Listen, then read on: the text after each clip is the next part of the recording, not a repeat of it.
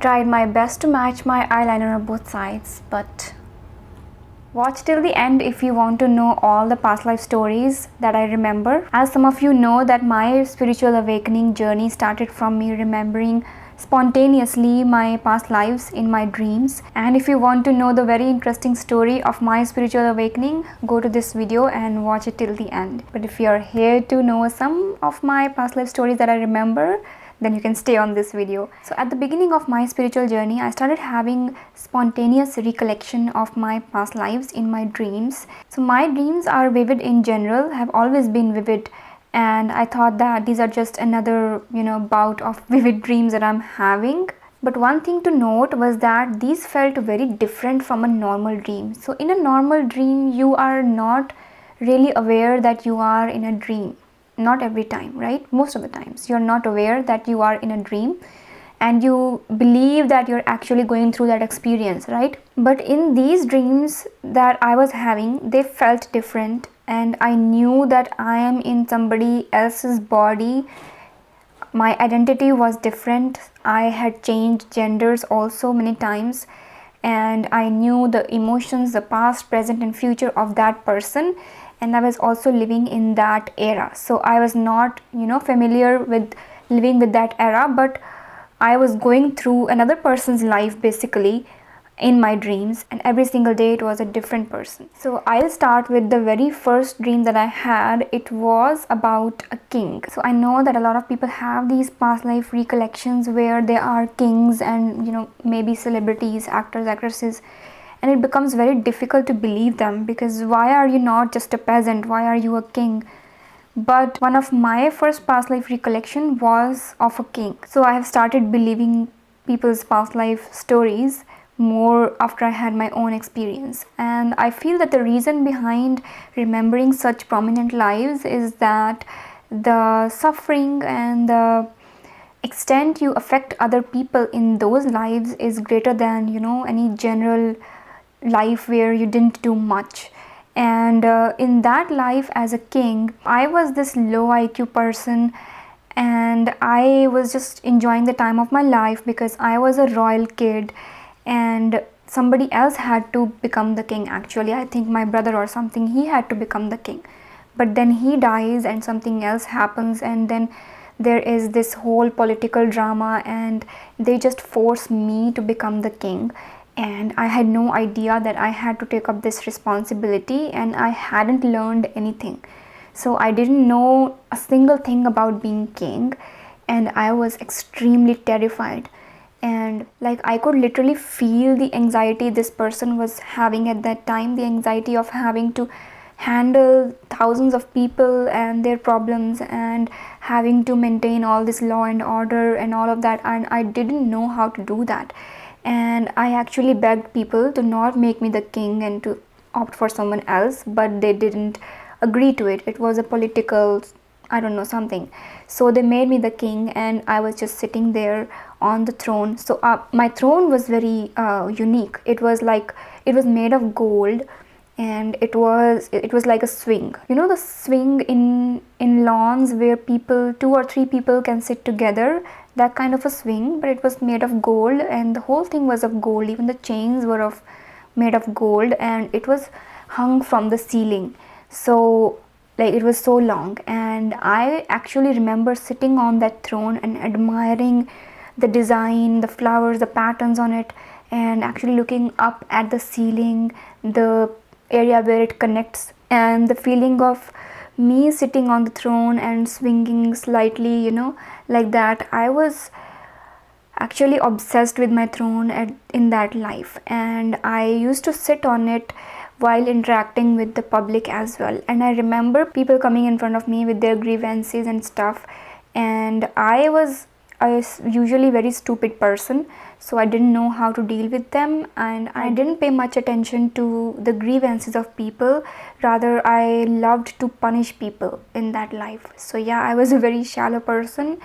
And when people came to me, and when somebody would bring let's say robber or a murderer in front of me, I would just order them to be beheaded straight away, And initially I used to do that only for the criminals, but later I started doing that even for thieves and routine people. Like even if somebody made me angry, I would order beheading for that person.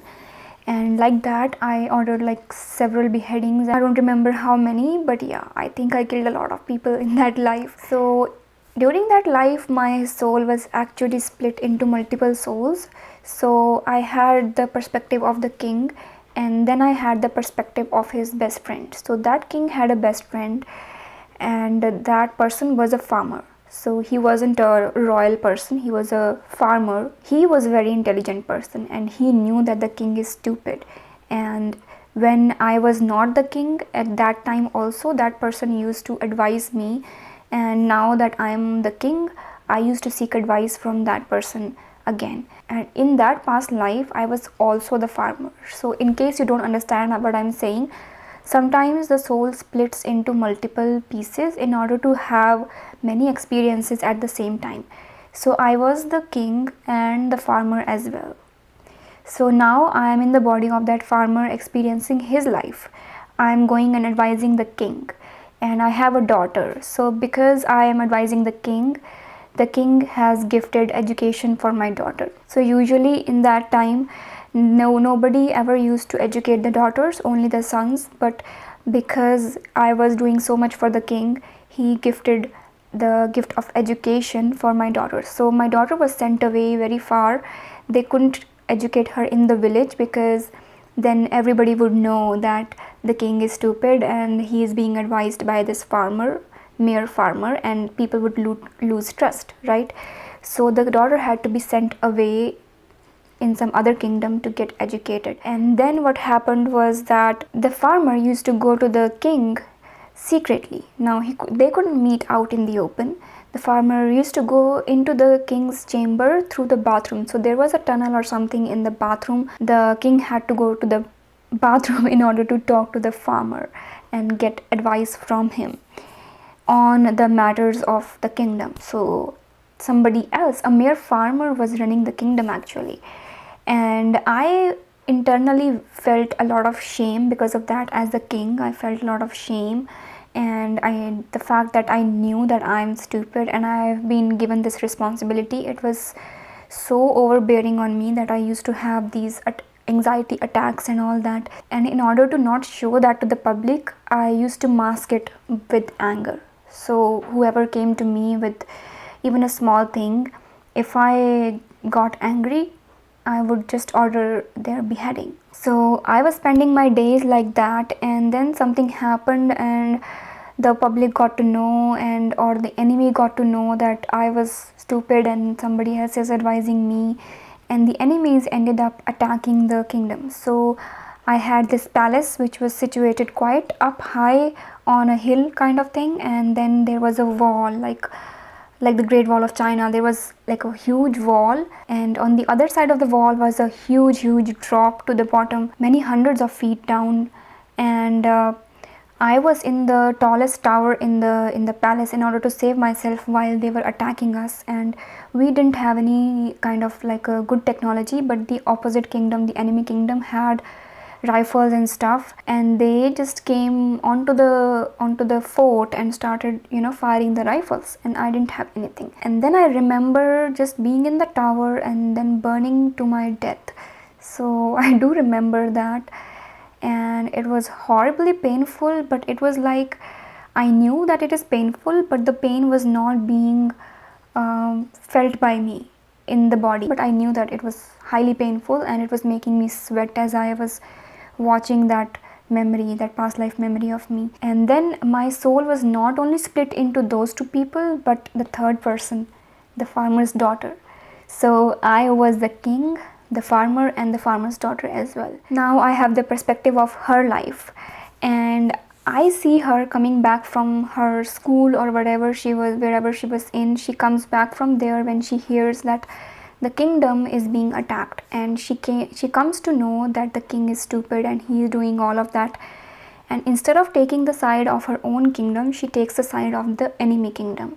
And while she joins the forces of the enemy kingdom, she wants to fight against her own king, the same king that sent her for all of this education, and she doesn't have any weapons with her. I remember the feeling like I don't have any weapons, but I still want to fight. So I just show up at the fort there.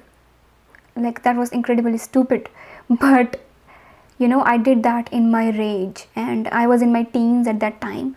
So I had that, hormonal rage and everything. I went to the fort without any weapons, empty handed, and I just showed up there, and I was just looking at the war scene, the battle scene, and people are shooting rifles and stuff.